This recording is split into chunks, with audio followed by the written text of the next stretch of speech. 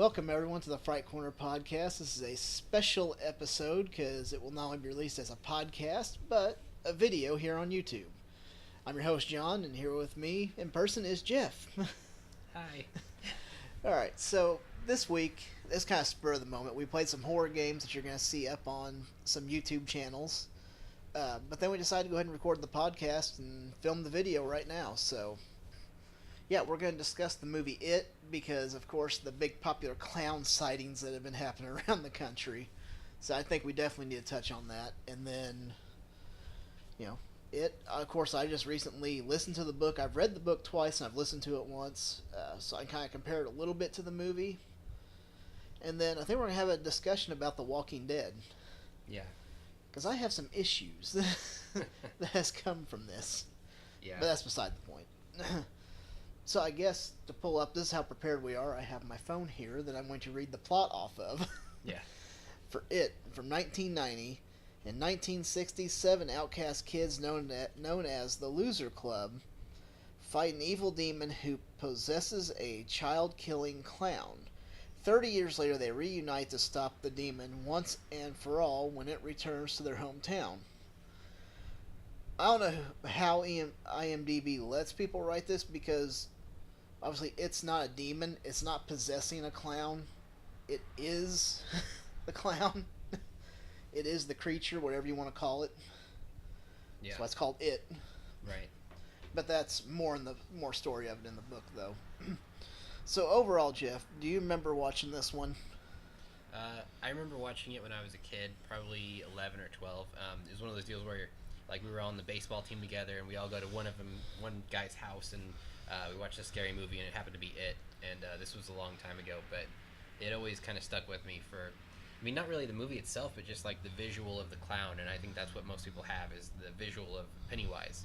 Yeah, I think that's probably the most iconic thing from the movie is Tim Curry playing Pennywise, which that's hard to replace. And of course, we do have a remake coming up, which I'm excited for, because the movie, the 1999 miniseries, wasn't bad. It's made for TV, so you're limited. Their budget was somewhat limited. I think they spent more of the money on the actors they got at the time, such as John Ritter, Harry Anderson, Tim Curry. Yeah. I think they spent a lot on that, and then they just kind of threw it together. A lot bouncing around in that first part, which is fine, but if you're not used to it, I think it can get real confusing if you don't see the whole thing. Yeah, yeah. I mean, it's one of those ones you can't walk away from. Mm-hmm. Pretty much. Yeah. I don't know. I mean, I didn't see the miniseries. That was separate. Was this a made-for-TV movie? This was made for TV. Okay, so that explains a little bit, I think. I mean, you wouldn't even know it, though, if you watched it completely separate, I don't think. No, because now they got Blu-ray versions and DVD versions. It's all kind of put together. So, and that's fine. But, of course, being on TV, they can't show everything, such as, I go back, because I really enjoyed the book. The book is really good. Because you got a lot of character development. There is some bouncing around, but it's pretty apparent where you're at. And the biggest thing from the book to the movie is you have a little bit more explanation of what it is. Because I think in the book they explain it as it's some kind of life form that came from space before it hit Earth, about the time dinosaurs may have been here. Or even before that. Oh, wow. Yeah. And it's just survived all that time. And it takes different forms. It takes the forms of your fears. Yeah. Yeah, that makes sense. And with the miniseries, you can't put everything from the book into a movie because it's impossible. I mean, the book's like over 1,000 pages. Wow. But all in all, the movie wasn't that bad for the miniseries. John Ritter was pretty good. He was definitely a real enjoyable character to watch on TV anyway. So. Wait, so when you say miniseries, you're talking about this one movie was just split up in parts or something? In 2 parts. There was Okay. on one night, and then the next night was the second part. Okay, yeah. That's what I mean by miniseries, I guess. I should. Okay, I thought that would be kind of weird because, like, I can imagine one movie in one sitting that's, like, it's over 2 hours already, right? I mean, Yeah. so, like, split that up with commercials. I mean, you'd be looking at, like, practically 3.5 hour sit-down session. And... Well, you're looking at 3 hours and 12 minutes is what the runtime they have on this. Wow. Yeah. And it actually has a rating, I just seen a 6.9 out of 10. Yes, that's pretty high. So, I mean, that's pretty high. And I think what really carries it is Tim Curry Yeah. as Pennywise. That really carries the story. I mean, the movie itself, because he is such an animated guy. Because even from Rocky Horror Picture Show to, Yeah. he done It, then he was in that Clue movie. Yeah, I remember that one too. And, he played Faust in or the Devil in a movie. I mean, just... The one I remember Tim Curry from the most is Muppet Treasure Island. Yeah. Figures. I really liked him in that one. He was pretty good. He flirting with Miss Piggy and all that. Yeah. He's pretty nutty, but he was really good. He really embraced that part. Now, I know with this remake coming up, some people are hesitant because you're not going to replace Tim Curry, because Tim Curry was like lightning in a bottle. But what I've seen that they've done with this one, I think they're going to hit it really good. I'm looking forward to it next year for sure. They've already finished wrapping on the first part of it, so we're going to get that next September. Then shortly after, we'll get the second part, and it's going to be in theaters, a hard R. Wow. Because I think that's what we missed in the TV series is they couldn't push the envelope very hard at that time. Yeah. They were pretty limited. You couldn't show so much violence. Yeah, that's true. I mean, if they did it nowadays, they might be able to, leading into The Walking Dead that we're going to talk about later. Yes. But, no, all in all, it's a pretty good movie. I enjoyed it. It's a good one that they made for TV because they wanted to get it out there because it's a popular book. It's still a popular book. So, yeah, all in all, I'd probably give it, as a whole, 7 out of 10. It's not perfect. There seems to be some plot holes that are explained in the book that they don't quite transpire into the TV series that they did as well, but yeah, all in all, still pretty good. Yeah, I think if I had to give it a rating, I would probably go, like, this is looking from today's standards too, so it's a little different for me. So I would probably go like 3.5 out of 5, just because like some of the parts seemed a little cheesy still. And I don't know, the whole like giant ant thing at the end with the stop motion, it just looked... Spider. Yeah, spider. It just looked kind of weird to me. Like I get they were going for practical effects, right? I mean, yeah, but yeah, you could tell it was like stop motion, like stop motion claim. Yeah, it's kind of rough, but I mean, made for TV, you've got a certain budget you have to stay under, and obviously that was the best way that they could probably pull it off. So I don't know if I can really count against them for that. I mean, it's just one of those. It's things. What they had at the time. Yeah. So that's why I have a hard time of faulting them a whole lot, because they were limited on what they could do. Mm-hmm. Limited budget. This is made for TV. You can't push it too hard, so. Yeah. Yeah. So all in all, it's still pretty good. It's worth watching. It's definitely an awesome movie. Awesome book. If you haven't read the book or even listened to it, find it and listen to it at least. It is long. It's like 40 hours to listen to. Oh my gosh, I can't even imagine. 46 or something. Hang on, I'll tell you the exact time because I've got it on my Audible account. But no, and I think it's read by this Steven Weber, who was in that Wings television show. Okay, yeah. But it's 44 hours and 49 minutes. Yeah, that's quite a lot of content, that's for and sure. The thing of it is, whenever I read it, at the time I was off for the week, nobody was home, I read it within that week. Wow.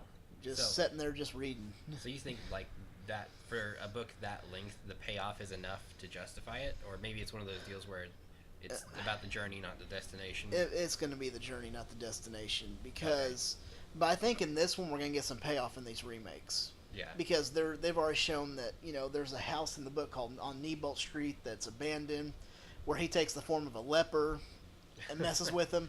And there's actually shots of that I've seen on Instagram where they've built this set to be this Nebolt Street. They've built the Paul Bunyan statue that plays a part in it. And, I mean, it's like they're taking more elements from the book where they can actually push it hard. Yeah. And I figure it's going to be graphic. I mean, because the book was graphic. The first part, you don't see what he does, but he bites the kid's arm off at the first of them when George is reaching down there. He reaches up there and just bites his whole arm off. Yeah. They couldn't show that, but maybe we'll get to see that in Yeah, probably. this one, something a little bit more graphic. I would imagine. I would say they're gonna make the clown have a whole makeover as well, right? I mean, make it look even more scary. Yeah, probably. There's actually pictures of it. I will send you some. Okay, yeah. Of it, or actually, we're live. We could do this. Yeah, we'll even show the camera. Yes. Let me just pull it up here. Yeah, because I haven't really researched the new movie a whole lot, but I can only imagine they give everything a makeover. Like they're doing the new Power Rangers movie, and they did a makeover for the suits and everything. So yeah. Everything that was Power old. Rangers, you mean Iron Rangers, right? Yeah, pretty much. Iron Rangers, ain't it? They're That's doing. what it looks like to me. Yeah, but, kind of like that, and also it's got a I'm real not saying alien, nothing bad. Just alien vibe to it as well. yes, it does. It very well does. Let's see. Pretty excited for Bryan Cranston to be Zordon, though. That's gonna be nice. Oh yeah, yeah. It says via original image, and that's what he's gonna look like. Oh wow, yeah. So we'll show the. Yeah, show the camera. I don't know if it'll focus on it or not. I can't really tell. I hope it did it, but if not, you guys can look it up. Yes, and the guy playing him, I can't pronounce his name, so I'm not even gonna try because I don't want to offend anybody. But but That was my it son. but I can't pronounce it. But he was in this Hemlock Grove series on Netflix. Okay, He yeah, I've played heard of one that. of them. Yeah. So, Yeah. but yeah, I'm looking forward to it. I think it's gonna be good. I'm really looking forward to seeing a trailer for it sometime next year, probably. So Yeah. All right. Yeah. Nice. So I guess now we move on to The Walking yes, we will talk about The Walking Dead. Dead. Oh man. Okay. A two for Yeah. one. I was kind of hoping for three at that point. But like, come on, don't finish it. Let's get one more. Yeah. Yeah. All right. I don't know. This was a Well, rough. let's start. So where to start? Well, one thing I'll give them, I tweeted a little bit during the show with what I could, but then I got caught up with other stuff, so with Yeah. my wife watching and stuff, so but yeah, I'm actually impressed that AMC did what they did, and they didn't make you wait till the end either. Yeah, you had that first 10-15 minutes there. It's like, oh man, they're gonna make us wait till the very end. Yeah, that's what I thought too. But no, they were good about, they broke into it and went right to it. Yeah. And we knew leading up to this it was going to be bad. And I kind of had a feeling it was going to be Abraham. Yeah. As much as I didn't want it to be. Yeah. And I think he had a lot more value than a lot of others. yeah. Yeah. He was funny and he was strong and just. But that's overall- probably why Negan targeted him, though, because Yeah. that was, when everybody else is kind of hunkering down, he sets up to him, like, Mhm. come on. Yeah. Like, what are you going to do? Yeah. And even if they had, if Abraham had survived and they had to work for Negan, I don't think Abraham would have gone along with it very well, and he would have been resisting it the entire time, and he might have gotten himself killed anyway. So. Oh, yeah, yeah. Well, of course, in the comics, he was already dead at Yeah. this point, before they ever ran into Negan. So, they kind of had to fill it out somewhere. Yeah. So it's like, okay, we got the, Abraham's death and sitting there still talking and stuff, and, Daryl loses his cool, and I'm still sticking by it. This is Daryl's fault. If he would just sit there and shut up and not moved and not punched him, this wouldn't have happened. It was an emotional moment, though. It was emotional, but, he told me, he said he would shut that shit down, and he shut it down, because he just told him, said, well, back at it. Yeah. And he wanted to channel Daryl's rage. He didn't want to kill him, so. Well, now he's making Daryl live with that guilt that Yeah. I just got him killed. Yeah, that too. So. That, when we were watching and stuff, and he's sitting there playing with the bat, going back over there, and my wife's like, well, what's he going to do? And I said, I said, well, say goodbye to Glenn. And she said, what about that time he turned around and cracked him right over the head? Yeah. I said, well, say goodbye to Glenn. Yeah. And the makeup on that scene, too, is just Yes. crazy. That was huge. That was awesome makeup. Awesome effect all the way. Practical effect all the way around was good. Yeah, Greg Nicotero is really Yes. mastered this craft. I mean, he's got it down to an art now, so. Well, he stayed under Tom Savini, so Yeah. go figure. Tom Savini's one of the greats Yeah. for practical effects. All in all, the episode wasn't that bad. No, it was really good.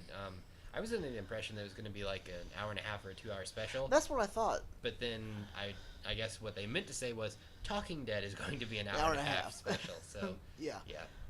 Yeah, That was cool too, though. Yeah, I mean, no, it was enjoyable too, but yeah, definitely having, the two deaths right there within the first half hour. Yeah. I mean, he kills Abraham, and within 5 minutes, Glenn's dead. Mhm, yeah. And then we all know that Carl almost lost his arm, but I don't know if Yes. they were going to do it or not. I mean, a lot of people speculated that they would Yeah. just because, or that Rick would cut his own arm off because in the comics he lost his. Yeah, he doesn't have his part of his right arm anyway. Yeah. Like, So. past the hand. No, and actually that does bring up something though. It reminds me, just because of where my head goes about stuff. It has a religious aspect there where Negan's playing God, because remember part of that Bible thing. has, he tells Abraham to go kill his son, and then at the very end, oh no, stop! I'm just kidding. I'm just joking. You don't have to do it. Pretty much what he did to wow. Rick. Yeah. Got him to that point that, it's like, okay, stop. He was playing God with him, saying, I can make you do whatever I want. Yeah, that's true. I hadn't really thought of it that way, but it. He wants applies. that. He wants that assertive control. Yeah, and he got it. He broke Rick at the very end. So Finally broke him. yeah. Now, of course, in the comics, it makes it sound that way, but yet in the comics, if I remember right, he was never really broken because he said, no, we're just kind of holding back till we figure something out to get him because there's a lot of guys. Mm-hmm. And I think it'll be kind of the same in the show. Where he's trying to hold back a little bit and not let people know what he's going to do because who do you trust? Yeah, exactly. And I think the Kingdom is going to be in the next episode. And that's what it looked like on that Talking Dead. Yeah, originally that was going to be episode 3, but I guess they switched them around for some reason. There's a Facebook group called The Spoiling Dead, and they actually released like the first 7 episode synopsis or whatever, and so they actually predicted all of this, and it seems like it's legit. So the Kingdom episode was originally going to be the 3rd episode, so I don't know why they switched it, what prompted them to do that, but yeah, so maybe they don't want to shove Negan down everybody's throat too hard. Yeah. After last week, everybody's heartbroken, boo-hooing, and yeah, so I wouldn't expect to see Rick next week. I think we're going to be stuck with just Morgan and Carol. yeah, and then we'll meet Ezekiel and Shiva and yeah, King Ezekiel coming in. That's King Ezekiel, another thing. His So. loyal pet Shiva. Yeah. So, but yeah, I mean, crazy stuff happens in the comics. So I mean, there's a full-on war. Rick has an army versus Negan's army, and yeah. Now, one time Hilltop tries to betray him a little bit, where he's like, "No, we're not going to do that." But how's that going to work? Because they've already killed Gregory in the show, though. yeah. So, and then the other issue is, though, I mean, obviously they can change whatever they want from comics to the TV show. That's fine. Yeah. However, I remember in the comics that Ezekiel and Michonne have something together too. Yeah. But now they've kind of changed that dynamic where she's with Rick now. So, kind of with him, I guess. Whatever you want to call it. Yeah, I think that I would count them as being together. Who knows? I mean, maybe the Ezekiel guy will kind of come in and break that up and, cause more issues. But yeah. I don't know. I mean, I know they're not a whole lot further past the whole Negan angle. Once they beat Negan, it skips forward by like 2 years or something. And Negan actually, there's this new group called the Whisperers, and I think there's a group called Alpha. And Rick has to deal with them, and meanwhile Negan is Rick's prisoner. And in this chaos, I guess Negan escapes, and that's pretty much where they're at right now. So it gets pretty crazy. I mean, Rick, when he's at war with Negan, Rick calls a truce, and this is all in the comics. So I mean, it's kind of a spoiler, but then kind spoiler of not. for the comics. Whether or not they do on the show, Yeah, who knows? it could be totally different. Because I mean, Daryl's a complete wild card. He doesn't exist in the comics. I think most people know that, but yeah. And so Rick calls a truce with Negan. And then Rick actually tricks him and slits Negan's throat. And Negan survives, and he takes him as prisoner, and Rick basically wants to break Negan at this point and make him suffer. And then that's when they have 2 years pass. And I think that point is kind of interesting because, like, you might think about this. I mean, Carl, the actor who plays him should be old enough, Chandler Riggs, he should be old enough by that point where they can skip forward 2 years and he doesn't really look way different, like... Yeah, it's like right now they kind of got shifted a little bit the opposite way, where he looks... older than what he should be. It's like, wait a minute, if this has been going on for this long, how can he be this old? Yeah. So, I mean, right now, as long as they film on a yearly schedule, then, it's going to look normal progression. But when they get to that part where they jump forward 2 years, it's going to be interesting to see what happens. Yeah. It's not going to be like the ending of Harry Potter where suddenly we're supposed to think that Harry's like 30-something when he still looks 25 or whatever. Yeah. So, I don't know. No, it'll be interesting. And, of course, we do have to talk about this. There was some backlash from this episode. Not from the fans, but from the Parent Television Council. These people can just suck it. This was never marketed as a family show. It said, warning, violent graphic content ahead. Yeah. If you sit down and let your kids watch it and you don't want them to watch it, that's your fault. Mm-hmm.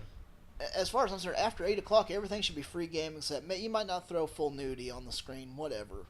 But for the language and graphic and stuff, let it go. Because that time of night, fair game. Yeah, everything was within regulation. This is cable TV. We pay for this specifically. Yeah. I mean, they should just... I mean, have they ever been relevant? Like, have they ever mattered even? No, because they've complained about other stuff. They complained about American Horror Story Hotel last season because of all the sex in it. Whoop-de-doo. They've complained about Walking Dead before. Yeah. So basically, we should But just make every channel PBS. that's what they want. But I'm tired of them dictating what we can or can't do, because that's BS. You ain't gonna tell me what I can and can't watch. My son is 11. Now, I was watching reaction videos on YouTube, and he was in there watching them with me.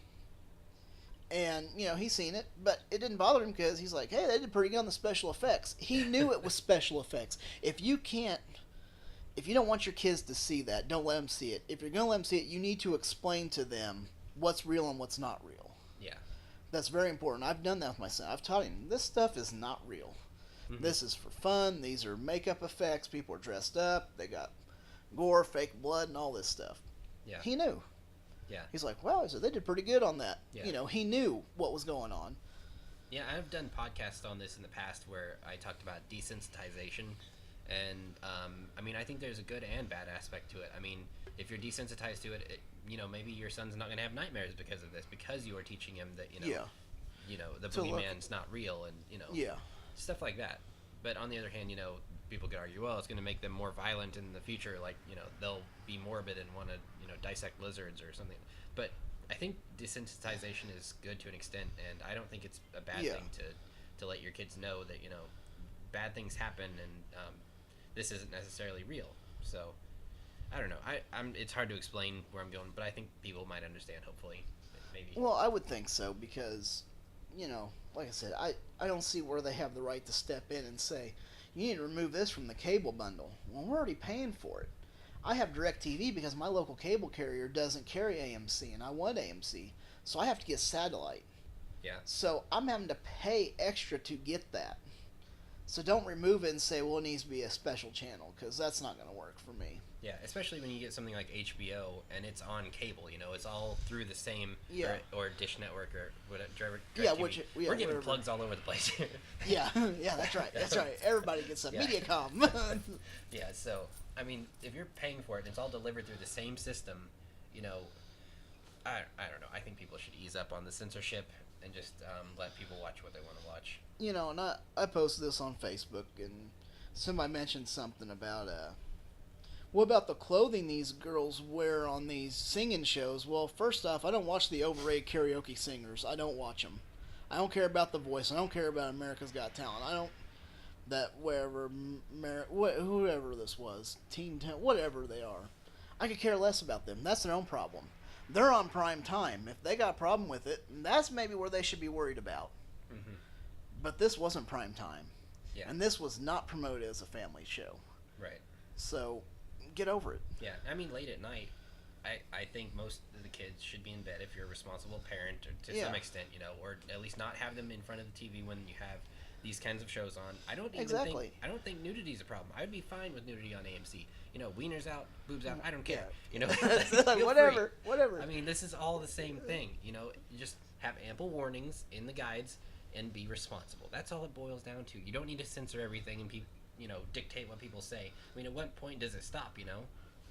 Well, that's just it. It's like are they going to come out? They're already trying to tell us how we have to eat and everything else. Which, look at me, I'm one shape. Don't tell me what to eat. I know what I'm supposed to eat, but I'm not going to do it if I don't want to. Well, plus, you can't even trust half the stuff they tell you to eat. No. GMOs. Don't even get me started on that. That's a whole other podcast. But yeah, it's crazy. Yeah. No, but the censorship thing, they need to back off because they had to put this in front of the FCC, and the FCC said, "You got the warning, go for it." Mm-hmm. Not much you can do. Yeah. Now see, this was more graphic than what you'll see in some old 80s slasher movies. If they would have had that back in the 80s, which I'm sure they've had some like that, they sent them to the rating board, and they come back saying, we're rating this thing X-rated because it's too violent. Yeah. And think of how many cuts Friday the 13th. I think that Friday the 13th had like 7 to 10 cuts before they got an R rating because they kept sending it X, X, X because it was too violent, too gory. Yeah. And there's some really good effects, but they had to tone it down. Now you look at that, it's like, yeah, it's got some graphics to it, but not like what we just seen Sunday night on The Walking Dead when Negan beat their skulls in. Yeah, especially when the graphics and the special effects are so realistic. Yes. I talked to a guy I know who used to be like kind of a war veteran, and he said that when people get hit in the head like Glenn did, like that's actually what happens. Like their eyes can be popped out and all kinds of stuff. So I mean, it messed with him a little bit. I know that it stayed with him. Oh yeah, yeah, definitely. But yeah, I'm gonna continue to watch it. Now, American Horror Story, it was on last night from where we're recording this, and they had a scene similar. Whether or not they get in trouble for it, I don't know. I guess we'll wait and see if they have a problem with that too, because it was on at 9 o'clock at night, 10 o'clock at night, whatever. Right, and we should say this is on FX, which is pretty similar to AMC. I mean, oh yes, very similar. It's adult cable. Yeah, it's like Spike TV and AMC and FX. I mean, they're made for the adult viewer. Mm-hmm. Yeah, this isn't Nick Jr. or anything. No, and it's not like they're playing this during the day. This wasn't like this was on at 2 o'clock or 3 o'clock in the afternoon when your kid's home from school. Yeah. This wasn't on. Yeah. So, I don't know. It's just one of those things. I think censorship should be, taking a step back, especially on the internet. And on the internet, that's what scares me is if they're going to try and start censoring the internet. Like what else are you going to take? But like I said, that's all a different issue. But overall, The Walking Dead, fantastic episode. Yes. I hate to see Abraham and Glenn go like that, but I don't know. I mean, that's just how it has to be. This is a story, and the story has to have arcs. And I think their arc was, Abraham's could have went for maybe a little bit longer, but like you say, he probably would have got himself killed anyway because he wasn't going to fall in line anyway. So, Glenn, his arc may have technically been over because Maggie wasn't wanting him to do as much all the time, and so maybe his role was kind of done anyway. When you think about it, it's like, how much value is he going to have? But that's my son. I don't know if we're going to leave this in or not, but but on the audio it probably will be. Yeah. So I'm not going to do a whole lot of editing if you can't figure this out yet. Yeah. It'll be fine. People understand. We have families, damn it. It's raw and uncut. Yeah, exactly. We're uncensored here. Jeez. So, yeah, all in all, good episode. I think it's going to be a good season. And the way I look today, they said Jeffrey Dean Morgan's contract is extended, so we may see Negan for the next couple of seasons at least. Yeah, he has to be, at least as far as the comic goes anyway. He's going to make the governor look like... I mean, he already has made the governor look like... Yeah, the governor looks like a walk in the park compared to what he's going to do. I mean, he has no... And actually, they're getting off easy when you think about it. Yeah, looking at both perspectives. Like that Jeffrey was talking about on that Walking Dead, he said, I have to play him as that he's doing right. Yeah. He said, if I play him as this, then nobody's going to believe it. Yeah. I mean, every villain is a hero in their own mind. Yep. So, I mean, they have to have their own justification. And like you said, I mean, it was kind of letting them off easy. I mean, we're attached to the group, and that's why it matters so much to us. But for Negan... But if we were on the other side of it, maybe it'd be different. I mean, Rick's group killed how many people? So, I mean, just losing 2 people is pretty and it was good. just going to be one until Daryl... Yeah. Daryl. Let's get this straight. Daryl's fault. Thanks, John. We just lost about 50 listeners, probably. Hey, they too don't bad. hate us now. No, yeah, and I'm sure Daryl feels very bad about that. No, and that's going to make stay him with suffer. That's going to make him suffer more than anything, is that he has to live with that guilt now. Now he's separated from the group.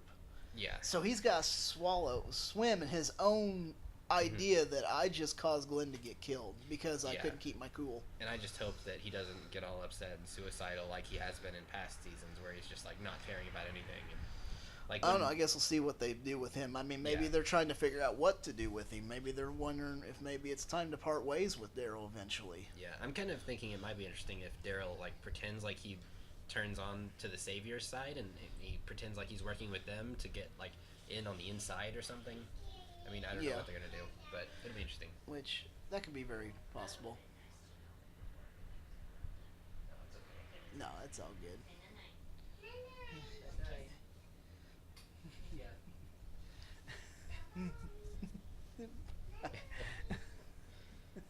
Very polite son. No, but no. All in all, good show. I'm curious to see where they go with it. Because they can do so much. They have their options. They don't have to stick with the comics. Yeah. Which I did put on there. I think that if it would just been Glenn that got killed, I would have felt cheated. Because it's like, what's the surprise? Yeah. Abraham, because they kind of changed his dynamic from the comics, so it's a little bit different. Like, hey, wait a minute. He was coming into a role in this where he was starting to matter. He got his head back, and he was ready to move forward with this and give hope. Yeah, that's kind of the rough thing is, like, it seems like every time a character goes off the deep end, right as soon as they come back, boom, they're dead.